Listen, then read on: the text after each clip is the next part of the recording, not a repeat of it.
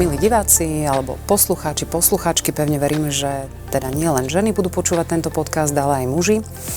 Vítajte v podcaste Ženy vedia, ktorý bude hovoriť o tom vo všetkých svojich dieloch, aké to je byť ženou nie len celkovo v spoločnosti, ale aj možno v tom svete mužov, aké bariéry je možno potrebné prekonávať v porovnaní s mužmi a určite si to budeme do každej časti volať inú zaujímavú ženu. Aby som to veľmi nezdržiavala, my sme začali tak hneď zostra. Ja som si tu dneska zavolala Ivetku Ždiľovú, ktorá vlastne je členkou Rady Európskej asociácie organizácií konajúcich v záujme opatrovateľov Eurocarers, členkou pracovných skupín pre reformu financovania a víziu a stratégiu rozvoja sociálnych služieb na Slovensku do roku 2040. Plus teda v ďalších organizáciách, ale hlavne ona je podpredsedníčkou Slovenskej komory opatrovateľiek. Takže my začíname ako keby so ženou opatrovateľkou a všeobecne asi teda je to vnímané tak, že tá žena má väčšie sklony k tomu, k tej starostlivosti, k tomu opatrovateľstvu. Takže práve preto Ivetka, ona predtým pracovala ako zdravotná sestra, opatrovateľka v zariadeniach sociálnych služieb aj s deťmi s mentálnym znevýhodnením. A ešte vám o nej prezradím, že dlhé roky pôsobila aj ako opatrovateľka v domácnostiach a zariadeniach podporovaného bývania v USA, Anglicku a Rakúsku. Čiže tu sú dlhoročné skúsenosti na stoličke oproti, takže vítam ťa u nás. Dobrý deň, ďakujem veľmi pekne za pozvanie. No a ideme úplne od začiatku. Skús trošku teda o tých tvojich začiatkoch. Môžem ťa nazvať ženou opatrovateľkou, alebo si už teraz skôr opatrovateľkou iných opatrovateľiek? Ako to ty máš, ten tvoj príbeh? Poď. Ja som aktuálne skôr taký zástanca alebo bojovník za práva opatrovateľiek momentálne. Aktuálne nevykonávam prácu opatrovateľky, ale vzhľadom na to, že mám skúsenosti zo systému, ako funguje, ako nefunguje, mám skúsenosti zo zahraničia, tak mám veľmi silnú víziu, ktorú by som veľmi dopriala, aby to fungovalo aj u nás tak, ako som to zažila v zahraničí. A vôbec si nemyslím, že práca opatrovateľiek je niečo, za čo by sa mal niekto hanbiť. Ja sa pripravujem na to, že budem neformálnou opatrovateľkou, pretože mám doma svokrovcov a mamu, ktorí sú vo veku, kedy naozaj človek nevie. A ešte moja svokra sa stará o takého veľkého chlapca so zdravotným znevýhodnením, takže budem opatrovateľkou na plný úväzok. Ako je žena opatrovateľka podľa teba vnímaná? Poďme vlastne tak po poriadku.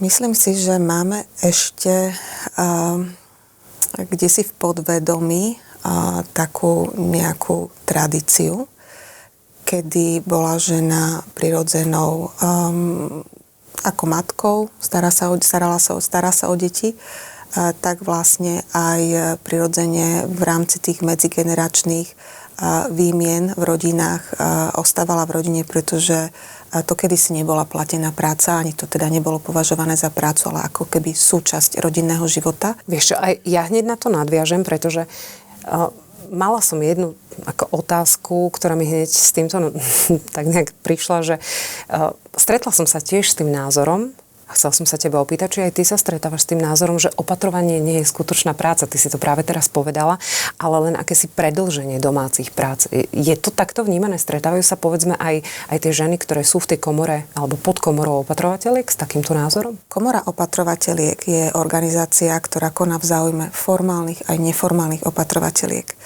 To znamená, že tie formálne sú tie, ktoré pracujú v zariadeniach, teda vykonávajú tú opatrovateľskú starostlivosť. A potom tu máme tú skupinu neformálnych opatrovateľiek alebo opatrovateľov, ktorí sú v domácej starostlivosti a poskytujú starostlivosť svojim najbližším. To sú dve rozdielne skupiny. Takže ak by sme... takže ak sa teda chceme zamerať na tú prácu, tak... alebo ja na to pozerám tak, že v rámci rodiny by to malo byť nejaké také morálna povinnosť detí postarať sa o svojich príbuzných. A samozrejme dnes sa nedá hovoriť o nejakom vzorci alebo o nejakých vzorcoch starostlivosti, ktoré si dedíme alebo ktoré získavame od svojich rodičov. Ani sa nedá hovoriť o nejakej kontinuite starostlivosti, ako to bolo niekedy. Takže sme v situácii, kedy nám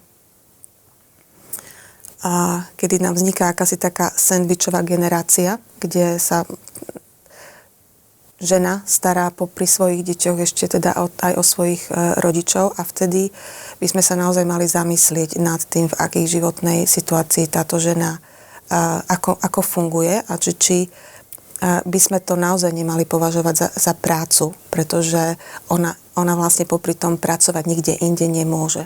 Príde ti to také menej cenné, že opatrovateľ? Ako teda tak myslím, a s čím sa stretávaš? Ako v rámci spoločnosti, že opatrovateľka, vieš, že keď niekto povie, že tak chodí, ja neviem, do Nemecka alebo niekam starať sa o seniorov, že či tam je nejaký ten predsudok, taký negatívny, ktorý by tú ženu mohol ovplyvniť? Ja si myslím, že to je len v hlavách mužov, ten predsudok, že oni to nejak nevedia, alebo nemajú s tým osobnú skúsenosť, lebo s mužmi opatrovateľmi, ktorí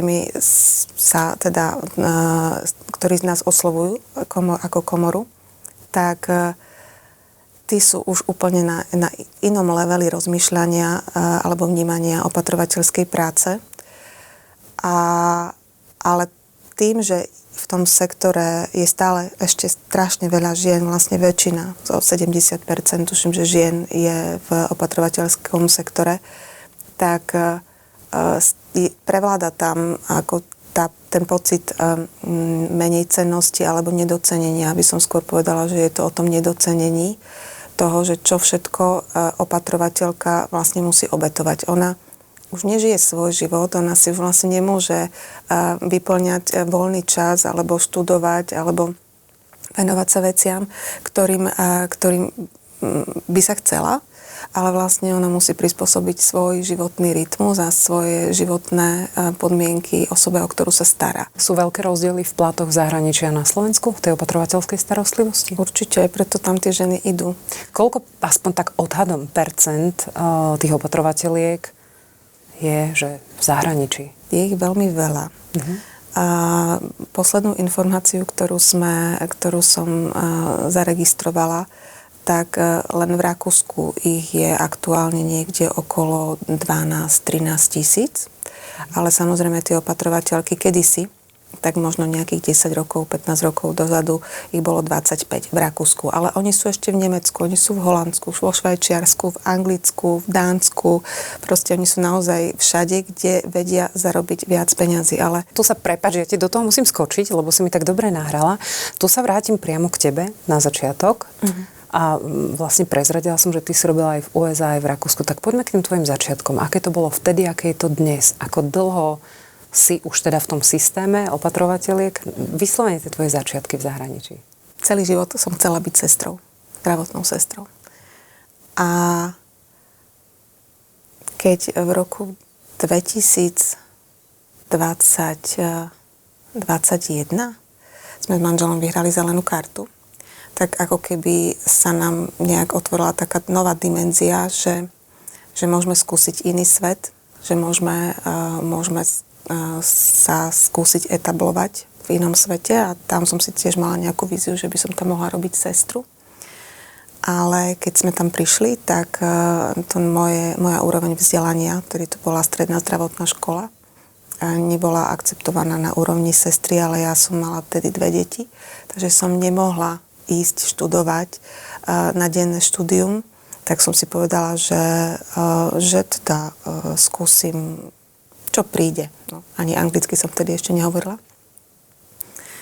Tak som začínala rôzne, ako chyžná, ako opatrovateľka v domácnosti a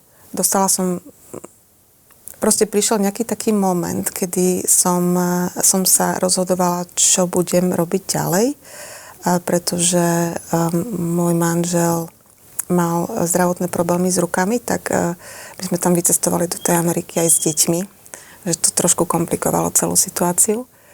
A začal mať zdravotné problémy s rukami, tak sa musel vrátiť na Slovensko. Ja som tam ostala sama a som si povedala, že máš zdravotnú školu, chceš robiť v zdravotníctve, nemôžeš ísť študovať. Tak prišla mi príležitosť robiť opatrovateľku. Tak som prijala ponuku mojej kamarátky, ktorá potrebovala opatrovateľku kvázi pre svojich svokrovcov. No a tam to bola asi taká prvá skúsenosť s opatrovaním, kde mala som to šťastie, že som mala rodinu, ktorá bola úžasná, naozaj proste veľmi ústretová, chápavá. Naučila ma tá pani rozprávať po anglicky, takže venovala mi čas. No a uvedomovala si, že mi vlastne, že ja tou svojou prácou v Amerike vykrývam rozpočet celej rodiny, takže mi pomohla, aby som sa zamestnala ešte niekde, takže som vlastne popri starostlivosti v tej domácnosti pomáhala, pracovala ako opatrovateľka v zariadení asistovanej starostlivosti, takže som mala keby dve fušky. Tak tiež to bola obrovská skúsenosť, kde bolo to neverejné zariadenie, vysoká fluktuácia zamestnancov, takže systém práce, ale a napriek tomu ma tá práca naplňala a bola som rada teda, že ju môžem robiť, ale vzhľadom na to, že moje deti začínali byť v takom veku, kedy som mala pocit, že už to ďalej nechcem takto robiť, že tak vlastne kvôli deťom si povedala, že sa musím vrátiť naspäť na Slovensko, ale tá skúsenosť aj ten pocit, že chcem si zdokonaľovať angličtinu, ma nasmeroval na Anglicko. Takže som oslovila jednu organizáciu, ktorá v tom čase sprostredkovávala sociálne služby alebo domácu starostlivosť pre rôznych klientov v rámci domácej starostlivosti. Takže tam som to skúsila ako obyčajná live-in care opatrovateľka u viacerých klientov. V tom zahraničí, keď máš možnosť porovnať USA, Anglicko, vážia si tam tie opatrovateľky? Alebo mala si nejaké, ja neviem, stretla si sa s nejakými predsudkami tam? Alebo je to tam možno bráne viac ako taká, že skutočná práca? Alebo je to isté vnímanie, čo na Slovensku?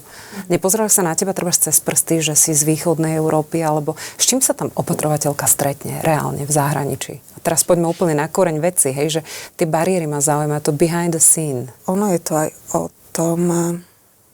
o tej rodine, do akej sa opatrovateľka dostane a či je tam ochota alebo tá ústretovosť od rodiny. Ja som mala to šťastie, že som naozaj našla pochopenie aj u toho zamestnávateľa v zariadení, aj tá pani, o ktorú som sa tam vlastne viacej starala o jej manžela, ktorý mal Alzheimera a mal prevrátený biorytmus, takže on cez deň žil a vlastne teda v noci žil a cez deň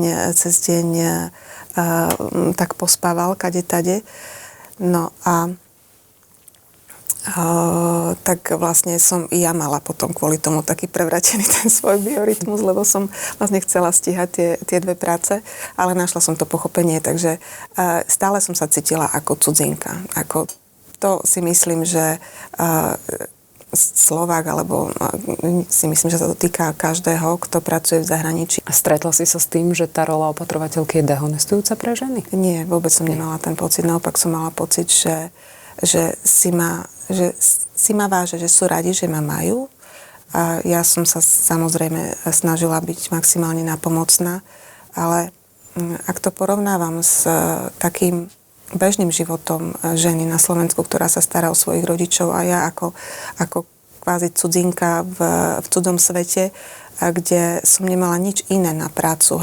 Moje deti boli doma na Slovensku a ja som tam bola v podstate len pre tú prácu, tak sa to dá zvládnuť. Ale na druhej strane si uvedomujem, že dnešné ženy na Slovensku, ktoré opatrujú svojich rodičov, majú popri tom ešte deti, tak je to nezvládnutelné. Ja si myslím, že je to niečo, čo proste je to maximálne fyzicky aj psychicky vyčerpávajúce a tie ženy by nemali ostávať v tejto roli samé. Teraz vlastne si otvorila viacero pandorínych skriniek a veľmi zaujímavá téma je práve tá, že mnohé ženy ako keby opúšťajú ten trh práce, keď napríklad ochorie ten rodič, hej, že zostávajú doma, to je tá jedna skupina opatrovateľiek a idú sa ako keby starať o člena rodiny.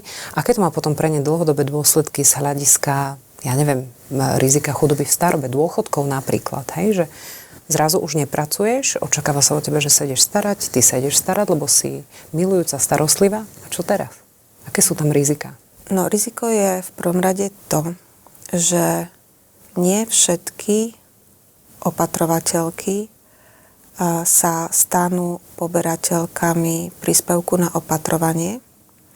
Mnohé z nich ani nevedia o tom, že sa majú ísť prihlásiť ako opatrovateľky svojich blízkych na sociálnu poisťovňu. To znamená, že sa stáva, a boli také prípady už aj medializované, že po 30 rokoch starostlivosti napríklad rodič o svoje dieťa so zdravotným znevýhodnením. Ale to sa týka vlastne kohokoľvek, kto sa stará, nemá potrebné informácie, že na konci dňa nemá započítané roky do dôchodku, alebo mu nevyšiel dôchodok, alebo vlastne no, ak nemá započítané roky, tak vlastne nemá nárok ani na dôchodok. Hej? Mali ste také prípady, riešili ste ich ako Slovenská komora opatrovateľiek? Skôr sme reagovali na medializované príklady a mali sme to šťastie, áno. Snažili sme sa aj v rámci tých pracovných skupín na túto tému upozorniť a ministerstvo bolo ústretové, lebo...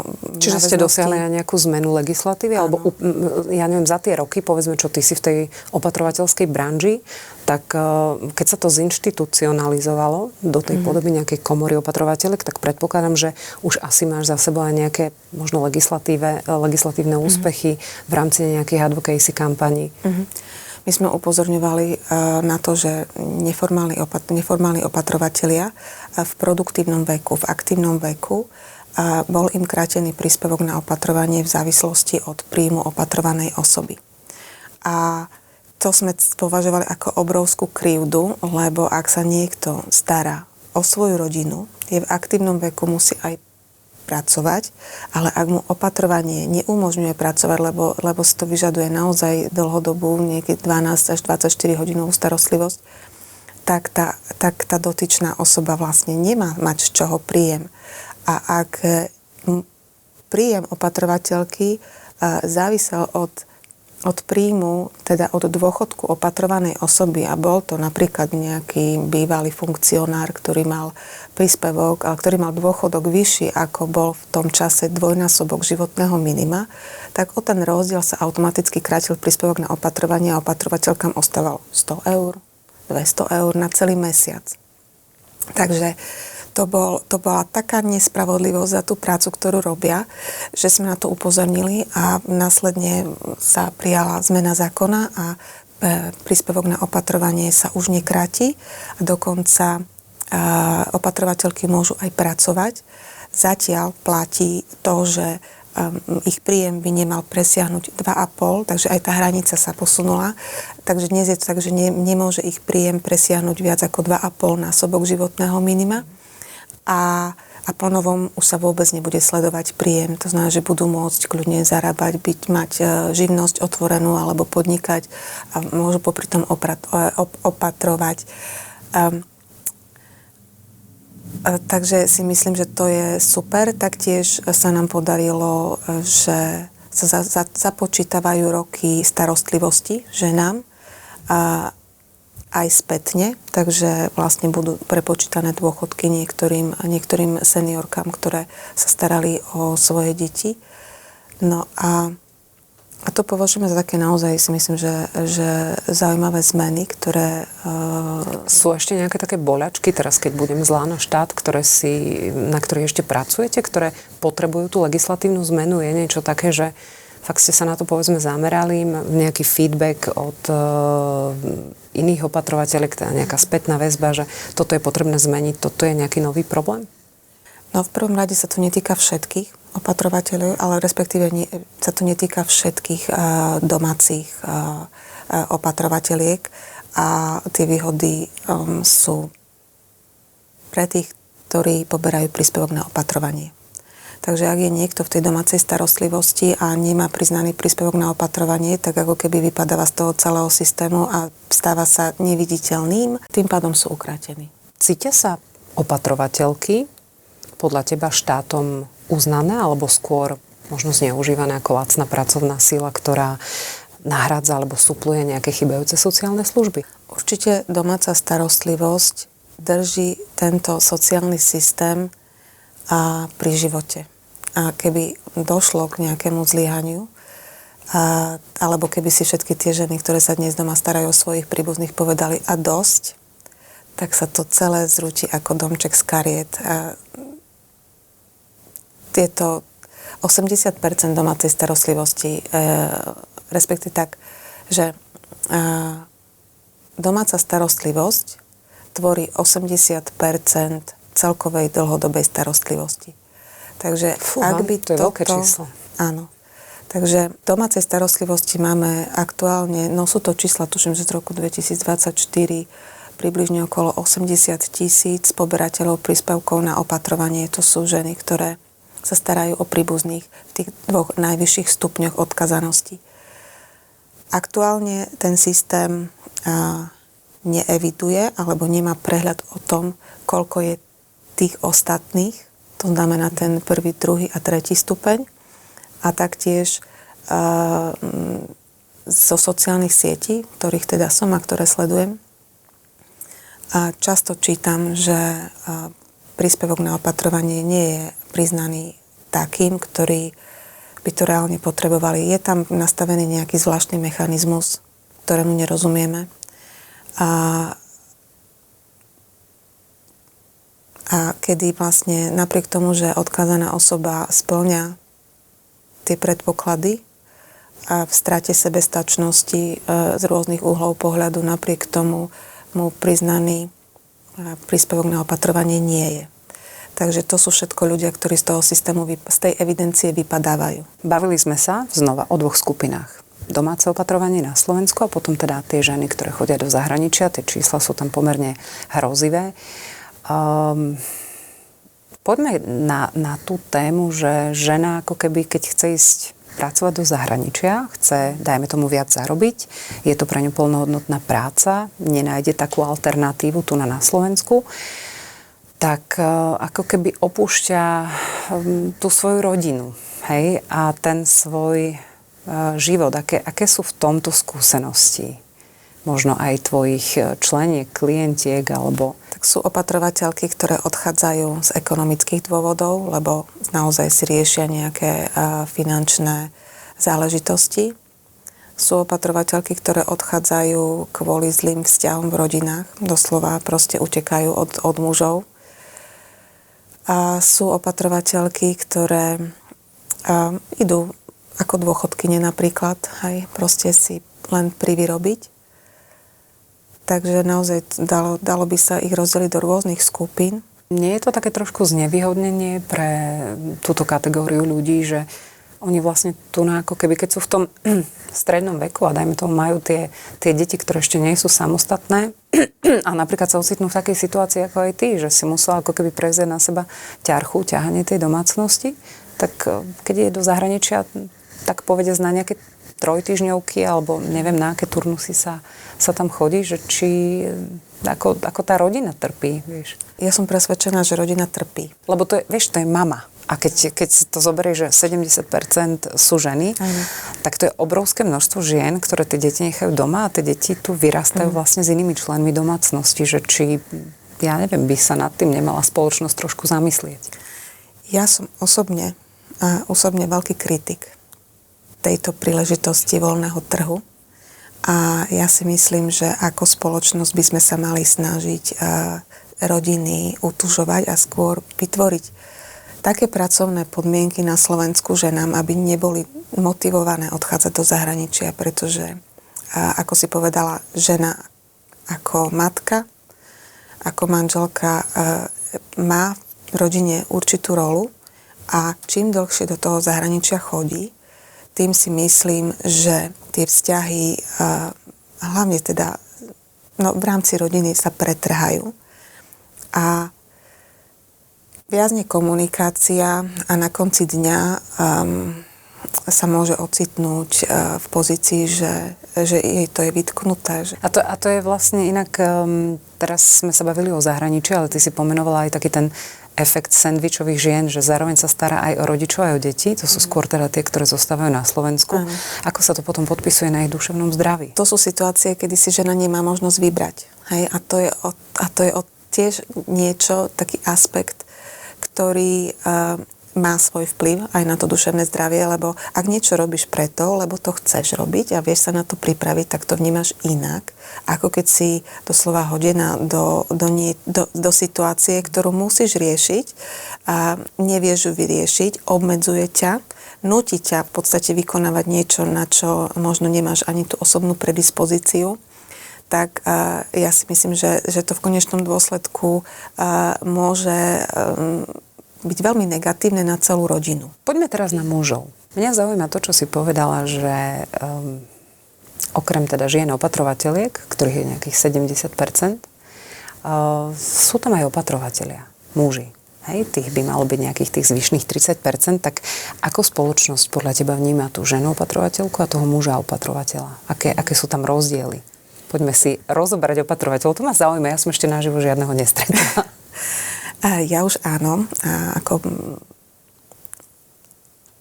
do istej miery obdivujem aj chlapov, ktorí sa rozhodnú túto prácu robiť a robia to s takým prijatím reality. Nie je to tak, že muži, ak robia tieto pomáhajúce profesie, je to pomáhajúca profesia, sú vnímané ako hrdinovia, zatiaľ čo u žien je to samozrejmosť. To dokazujú aj štatistiky, bohužiaľ. Ako robil sa prieskum v rámci Európskej únie. A je veľmi veľa ako prieskumov a je to naozaj aj téma, ktorá je horúca, pretože my potrebujeme mužov v starostlivosti. Aj kvôli váham a kvôli mnohým aspektom. Tak áno, sú vzácni. Hej? Takže ak je niečo vzácne, je ich málo, tak potom aj ten prístup je trošku iný. Aj z tých štatistík vyplynulo, že ak žiada o pomoc muž, opatrovateľ, tak ako si sa k nej vie dopracovať skôr, ako keď o pomoc žiada žena. Nie je to správne, ale takto žiaľ tie štatistiky dokazujú. No. Myslím si, že sa nemusíme baviť to otvorene pomenovať, že teda či je tá žena opatrovateľka nejak menej viditeľná, alebo ako ju tá spoločnosť vníma, lebo to je presne tá téma, že o takej tej možno neviditeľnosti, alebo o tom, že pre teba je to samozrejmosť, pre neho je to hrdinstvo. Prečo? Ja by som sa možno vrátila do takej histórie. Ja si pamätám teda obdobie, kedy ženy odchádzali do dôchodku v 52-54, že sa im to ešte odratávalo podľa toho, koľko mali detí. A vtedy mi ten systém prišiel taký logický, že ako mám 54 rokov, moji rodičia akurát proste sa dostávajú do toho dôchodkového veku. Malo to takú logiku, bolo to tak zosynchronizované celé. No a možno preto tie ženy, alebo tá žena v role opatrovateľky bola vnímaná ako taká prirodzená súčasť alebo prirodzená rola. A muži boli tí, ktorí sa starali o domácnosť, ktorí sa snažili zarobiť a uživiť rodinu. Takže vlastne pre mužov to bolo niečo, čo vtedy to nebolo platené, vtedy nebol ani príspevok na opatrovanie, takže to bolo vyslovene proste celá tá starostlivosť o rodinu bola na pleciach muža. Takže vtedy bol muž hrdina, pretože sa musel postarať o svoju celú rodinu, aj teda tých svojich starnúcich rodičov alebo svokrovcov. Tým, že sme sa posunuli do novej doby, kde je vek odchodu do dôchodku posunutý o 10 rokov, najmenej, o 10 rokov neskôr. To znamená, že aj tá dcéra je v podstate už ako keby v dôchodkovom veku, ale tí rodičia ju potrebujú. Oni už sú v takomto ešte staršom veku, ešte hej? staršom, to znamená, že už ona takto. Vtedy tie ženy odchádzali do dôchodku v relatívne fyzicky dobrom stave. Že dokázali byť pomocné aj pre svoje dcery, svoje deti, vnúčatá, dokázali sa postarať aj o svojich rodičov a bolo to fajn, bolo to super. Dnes vlastne, keď tá žena prichádza do dôchodku, tak je už v pozícii, kedy má svoje vlastné zdravotné problémy a ešte popri svojich zdravotných problémoch sa vlastne stará o naozaj pomerne staršieho človeka, 20 rokov, 30 rokov staršieho človeka, ktorý má o toľko viac zdravotných problémov. No asi sa shodneme na tom, že je to v podstate ťažká fyzická práca. Je to fyzicky i psychicky veľmi náročná práca. Na to sú tiež ďalšie čísla, ďalšie. Ty si mi ešte povedala takú tú zaujímavú vec, že teda bol to taký pojem, že príspevok na opatrovanie. Nesvedčí to tiež o tom, že to neberieme ako normálnu plnohodnotnú prácu? Že nehovoríme o mzde, nehovoríme o plnohodnotnom pracovnom mieste, ale o akomsi príspevku, hej, na to opatrovanie. Čo by sa malo zmeniť možno, aby to bolo nejak inak vnímané a tiež možno koľko by mali zarábať takéto opatrovateľky alebo aj opatrovatelia na Slovensku, aby trebárs, ak už nejak suplujú aj ten systém alebo ho doplňajú, tak aby to robili tu. No je to príspevok, lebo je to kvázi taká štátna dávka, alebo proste je to kompenzačný príspevok, ktorý by mal do istej miery kompenzovať stratu príjmu opatrovateľa. Odráža tá nízka mzda opatrovateľiek nejaký celkový postoj spoločnosti k hodnote ženskej práce? Alebo čo by sa malo zmeniť? Ja neviem, keď už nie je radikálny nárast toho príspevku, tak ja neviem, nejaká iná kompenzácia v niečom. Predpokladám, že ste ako komora na tým už rozmýšľali. Áno, len teraz vlastne ako keby sa namiešajú dve veci, mzda a príspevok. Takže mzda sa týka opatrovateľiek, ktoré pracujú v zariadeniach sociálnych služieb a tam zápasíme s tým, že je minimálna, alebo teda sa pohybuje na úrovni kvázi minimálnej mzdy. Tam tiež ako kritizujeme, že sú prevažne tie opatrovateľky zaradené iba v druhej, maximálne teda v dvojke platovej triede, že sa nezohľadňuje fyzická a psychická náročnosť práce, že je nedostatok zamestnancov, že majú veľa nadčasov, ktoré si nedokážu ani zamestnávateľ často nie je ochotný kompenzovať, že sa zdravotný stav klientov v zariadeniach rapidne zhoršuje a pribúdajú ľudia, ktorí sú doslova psychiatrickí pacienti. Takže to je taká samostatná kategória, o ktorej by sa dalo rozprávať tiež veľmi dlho. Tak tu určite nemôžeme hovoriť o adekvátnom plate alebo o nejakých atraktívnych podmienkach, pretože nám zo systému opatrovateľky utekajú, ak teda nechcem použiť výraz, že zdrhajú proste do zdravotného systému, zdrhajú do školstva. Takže tam sa snažíme v rámci našej spolupráce s ministerstvom navrhovať, čo by sme mohli urobiť, aby sme im tie pracovné podmienky zlepšili. V prvom rade nám ide o ich zdravie, pretože iba zdravý človek sa dokáže starať o niekoho druhého. Takže tam jednoznačne potrebujeme nastaviť normatívy, potrebujeme zlepšiť to sledovanie, alebo teda tú starostlivosť o zdravie v zmysle šetrenia vplyvov zdravotných teda pracovných rizik na zdravie. A tiež je tam problém s kompetenciami, kde narážame a stále upozorňujeme na to, že opatrovateľky by nemali vykonávať odborné činnosti iných pracovníkov, odborných pracovníkov, ako sú sestry. Často tiež vykonávajú práce za sociálnych pracovníkov. Takže je to v štádiu riešenia. Máme nádej, že v rámci tých pracovných skupín, tým, že sme dostali ten priestor a môžeme vlastne ponúknuť aj pohľad opatrovateliek, že sa nám podarí mnohé z tých našich vecí presadiť. A čo sa týka tej domácej starostlivosti, tak tam nám chýbajú odľahčovacie služby. My spolupracujeme veľmi dobre s platformou rodín detí so zdravotným znevýhodnením, ktorí sú špecifickou skupinou práve tým, že tak ako sa neformálna opatrovateľka môže stať neformálnou opatrovateľkou v podstate zo dňa na deň, keď napríklad príde rodič z nemocnice, alebo je tam nejaký úraz a zlomenina bedrovej kosti a tak ďalej, alebo Čiže potenciálne sa to týka nás všetkých. Si myslím, že všetkých, určite. Ale tí rodičia vlastne si myslím, že sú v tej možno by som povedala, že aj ďaleko horšej situácii, lebo im sa ako zrúti svet, keď sa im narodí proste dieťa so zdravotným znevýhodnením a vlastne všetky ich plány, celá predstava o nejakej kariére proste zrazu spadne ako domček z karát.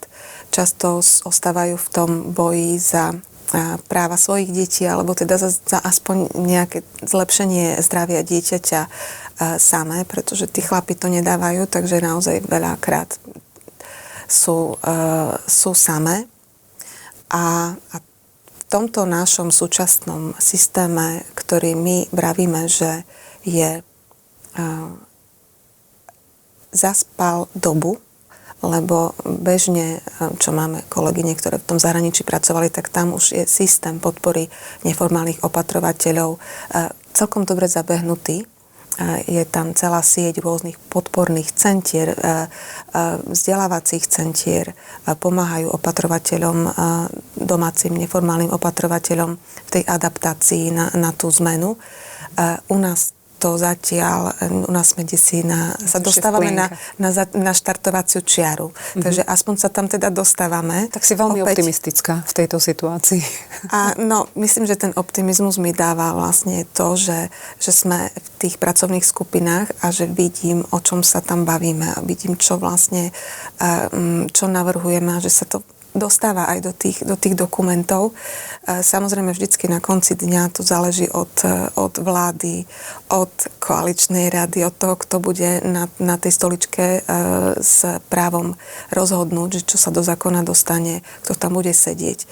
Takže jedna vec je tá práca v tých pracovných skupinách, kde je pomerne veľká skupina ľudí, ktorí sú z praxe, ktorí naozaj vidia do celej tej problematiky, ako to funguje alebo nefunguje, alebo ako by to mohlo fungovať lepšie.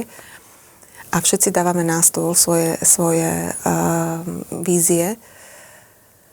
Tak dúfame, že to zase neostane pri nejakom novom strategickom dokumente alebo pri nejakom novom akčnom pláne, ktorý sa z nejakých dôvodov nenaplní. Takže áno, ja som asi všetci dúfame, lebo aj tí, ktorí prijímajú tie zákony, tak predpokladám, že raz zostarnú a budú potrebovať, aby sa o nich niekto postaral a možno, že až vtedy si tak naplno mnohí uvedomia tú hodnotu tej opatrovateľky v spoločnosti. Takže ja by som týmto naozaj veľmi srdečne pozdravila všetky tie opatrovateľky na Slovensku a dám ti ešte také dve otázky. Jedna teda, či máš aj ty nejaký odkaz pre tú skupinu, ktorú zastupuješ, pre tie opatrovateľky. A tá druhá, ktorá je úplne mimo tému, ale súvisí s tou ženou v spoločnosti, s jej postavením. Či je nejaká žena v tvojom živote, alebo kto je tá žena v tvojom živote, ktorá mala taký nejaký veľmi výrazný vplyv na teba. Ak si máš spomenúť na jednu ženu, že wow, táto nejak veľmi silne ovplyvnila môj život, tak kto by to bol. Ale to je taká bonusová. Takže poďme najskôr na tie opatrovateľky, pretože máš teraz jedinečnú možnosť, ak nás počúvajú, tak ich nejakým spôsobom pozdraviť a nechať im nejaký odkaz priamo od teba. Nechcem, aby to znelo ako nejaké klišé, ale v prvom rade chcem poďakovať každej jednej, ktorá sa tejto práce zhostila a robí ju, ktorú to naplňa, ktorá cíti vlastne, že jej to dáva zmysel života, lebo si myslím, že to ľuďom dáva zmysel života. A mnohé, aj keď možno nikdy nepracovali v tejto oblasti, ale nejak ich ten život nasmeruje, či už do zariadenia sociálnych služieb, alebo teda do tej domácej starostlivosti, nám dávajú tú spätnú väzbu, že napriek tomu, že možno mali vyštudovanú nejakú vysokú školu alebo pracovali v nejakom inom sektore, že ako by im tá oblasť starostlivosti otvorila novú dimenziu, v ktorej sa našli a v ktorej sa cítia byť užitoční a dáva im proste zmysel života, že môžu niekomu pomôcť. Takže ja prajem všetkým, aby proste túto dimenziu v tejto oblasti objavili. A čo tá žena? Spomenieš si na niekoho? Taký ten bonus v tvojom živote? Bolo ich niekoľko. Ale keby som povedala iba jednu, asi by som ublížila tej ďalšej. Takže ja by som asi ostala v tomto smere taká nebudeme menovať. Nenápadná, alebo teda neutrálna, lebo naozaj bolo tých žien viacero a ja som veľmi vďačná za to, že v mojom živote tú svoju úlohu alebo urobili, mali ten vplyv na možno moje rozhodovanie, možno moje správanie, moje uvedomenie si veci. Takže ja som veľmi, veľmi rada a možno ešte taká vec, že Komora opatrovateliek je občianske združenie a snažíme sa naozaj konať v záujme všetkých žien v pomáhajúcich profesiách. A boli by sme veľmi radi, keby sa k nám pridali, keby si nás našli na Facebooku, a keby sa stali našimi členkami a boli by sme veľmi radi, keby sa medzi nimi našli nejaké akčné, aktívne ženy, ktoré by boli schopné popri teda práci. Nie vždycky sa to dá. Ja si myslím, že aj ja by som tiež tú svoju prácu nemohla robiť, keby som bola práve opatrovateľkou. Takže je to veľmi naozaj náročné proste aj v tejto komore zastupovať vlastne túto profesiu. Ale pomohlo by nám, keby bolo tých žien, ktoré by sa chceli zapájať a chceli by zdieľať možno ten svoj príbeh. A možno aj niečo zmeniť. A niečo zmeniť. Tak určite akože potrebujeme do týmu takých ľudí. Dobre. Super, veľmi pekne ti ďakujem. To bola Ivetka Ždiľová, podpredsednička Slovenskej komory opatrovateliek. A vidíme sa teda, alebo počujeme na budúce v ďalšej časti podcastu Ženy vedia. Ďakujem veľmi pekne.